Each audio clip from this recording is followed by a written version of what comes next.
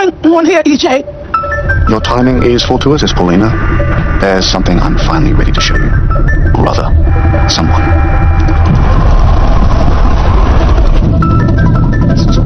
God! It's me, Lexi!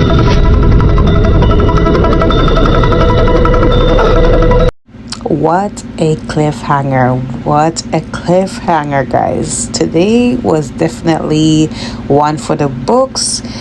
Welcome back to my channel for an all-new episode recap of today's Daysofourlives, March 6, 2026.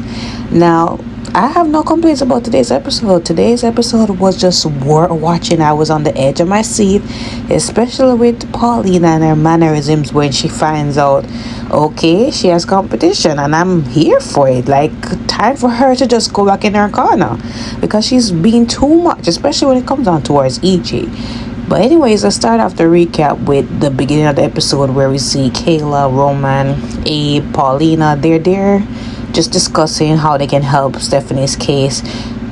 Abe was off the phone with his nephew, Jet, who used to work with Jeremy back in the day. And, you know, they have this whole private airplane, whatever. And maybe, just maybe, Stephanie could be hidden out there. I don't know how that makes sense, but anyways, let's roll with it. So Paulina leaves because she has some business to do, aka antagonize EJ some more. So that leaves Abe, Roman, and Kayla to discuss furthermore. So Kayla calls Steve and tells him, hey, we got a tip that, you know, Stephanie may be out where Jet is, or wherever, you know, the airport hangar, whatever it is, because, you know, him and Jeremy used to do that way back. Now she comes out the phone after Steve says we're gonna find her, and he encourages her, and she already knows it. And they talk about how everybody's on the case. I say everybody, and I'm saying all of these people on this case, and not one of them can think, okay, maybe she may be at the hospital somewhere at a different location in the hospital. It's a big hospital, like, look further. But anyways, they say everybody's on the case, and Kayla talks about Stephanie's brothers, Joey and Trip, who are out of their minds trying to see what they can do, and she tells them not to come here. You know, everybody else is looking for her, and, you know, they're just wanting to be of use. Now, she also talks about the fact that Stephanie and Alex eloped, and that was news to Abe and Roman, and she did tell them that they're going to plan a bigger ceremony later on where family and friends and whoever loves them can attend. So they're looking forward to that as well. Steve and Jada are also still on the lookout for, you know, any tips, anything that can lead them to Stephanie's Stephanie's rescue. So they're there looking on the hotline. Everybody is, of course, thirsty for the money that EJ and Titan put up, and yet still it's not leading them closer to Stephanie. They're going back over everything that they've thought leads them to Jeremy, because even Chad called Steve and said that Thomas picked up a phone that belonged to Stephanie. It had her initials of her business on there, and he returned it to Jeremy. So Jada's like, why is this coming now? So he said that, you know, Thomas, I guess Thomas didn't know that it was that urgent or something like that, some excuse.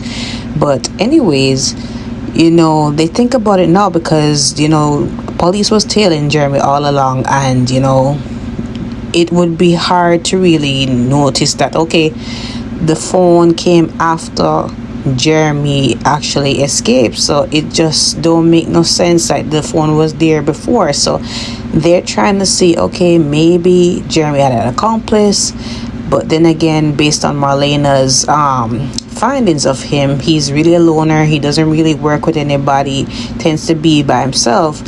So now they're wondering, maybe it's not Jeremy, even though the evidence is overwhelming and it's pointing to Jeremy. Maybe, just maybe, it's not Jeremy, even though we could have, you know, solved this long time ago. You guys don't think, okay, maybe Stephanie had some other crazy exes or crazy people that are fond of her? I mean, you guys didn't think about Owen?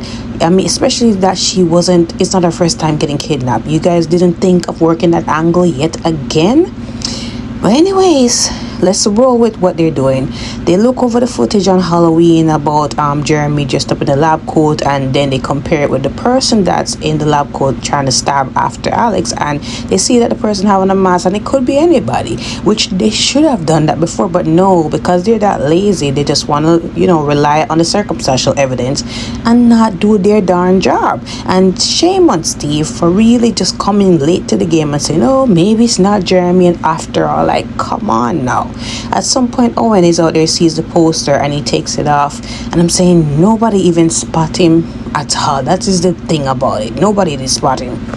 Now, Owen had double duty today. One, keeping his prisoners hostage, and also working along with Rolf to keep the body in the tube safe and make sure that the sensors don't go off and all that. You know how Rolf is very meticulous about his things, but he had to, like, feed himself and, get himself together. So he left Owen in charge to make sure that everything is on the up and up, and to contact him whenever something changed.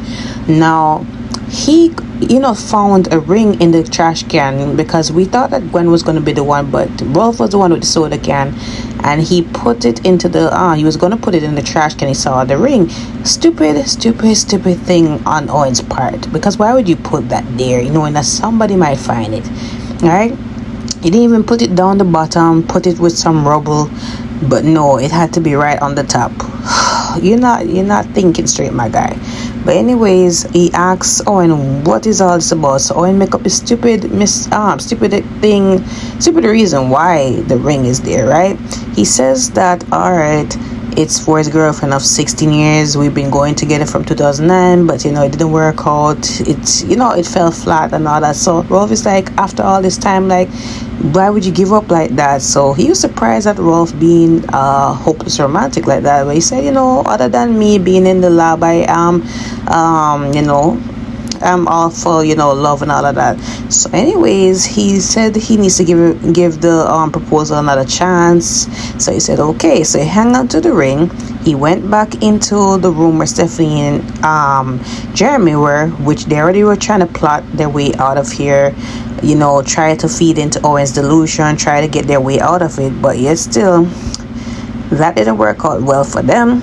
Owen came in there and he took off the gag, and Jeremy's like, why are you doing this? Like, what is wrong with you? Like, this is how you treat a woman? Like, you leave her there, she's cold, she's unresponsive, she's dehydrated. And he said, I tried to offer her water, and he's like, what if it was poison?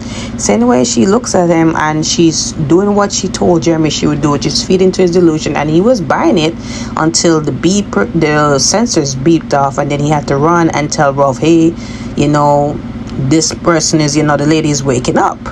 So he does get a message from EJ. He already told EJ what's going on, and the two of them had to, like, move the tube or something like that. Right, we'll get into that at some point. Now, when he ran to do what he had to do, Jeremy and Stephanie were thinking of what is the next plan. Now that they have the gags off, they think about, shouting, because they heard other voices outside there. They also thought about how they could, like, dislocate their thumbs. And Stephanie, she was researching that for a novel, so, they're about to do it. And Jeremy did the novel thing. He's flexible. He's able to bend his thumb backwards. He's trying to get his hand out of the handcuffs to help him and Stephanie escape. So it's painful and all that, but at the same time, he didn't want Stephanie to really go through that whole thing, which I thought was so adorable. And they were coming close together, and they held hands. Before that, they were trying to scream when they saw the door open, which is stupid, because come on now, you don't think it's just Owen coming in? Who is really gonna open that door like that? But anyways, they scream, and then Owen put on the gags on their mouth, and then he leaves again. They go closer together, and Jeremy holds Stephanie, and I'm thinking, if only they could, bring them close together. I don't know, I would mind it.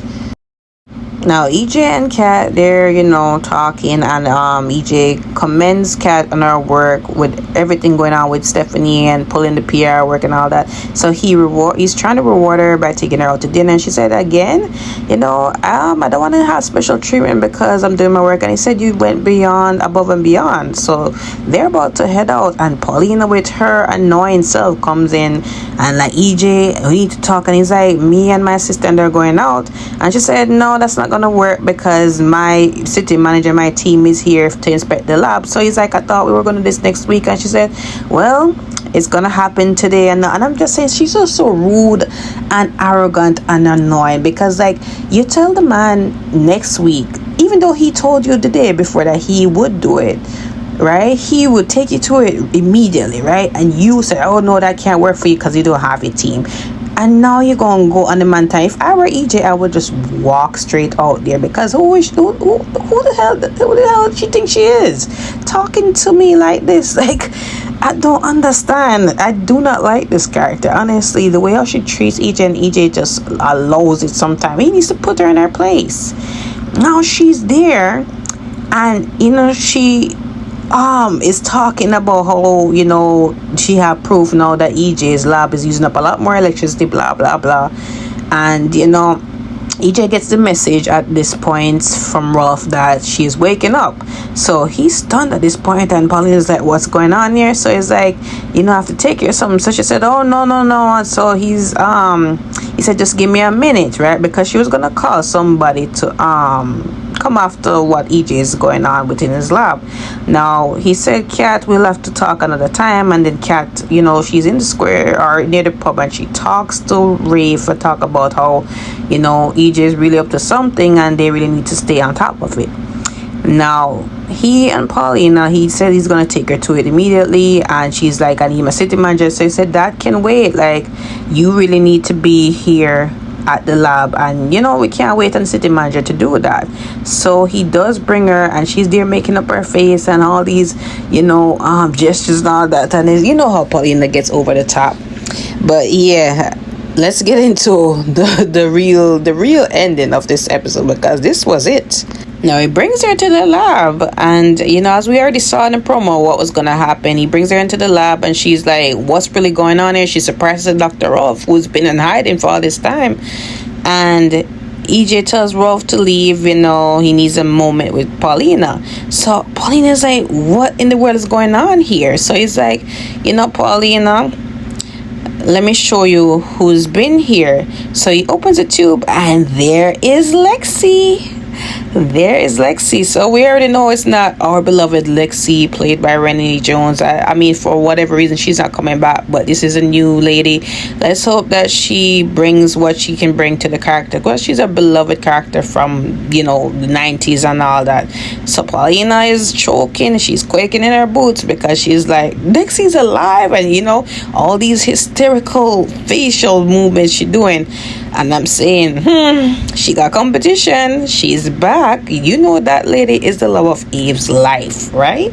So, I can't wait to see how this goes on. And, you know, one more note, like, you know how Chanel makes up her face every time towards, you know, especially anything that has to do with EJ. That is how Paulina is going on. I'm, you know, like mother, like daughter.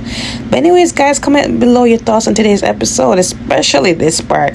Let me know what you guys think. Don't forget to like, follow, and subscribe to my channel. I will see you guys next week. Have a wonderful weekend.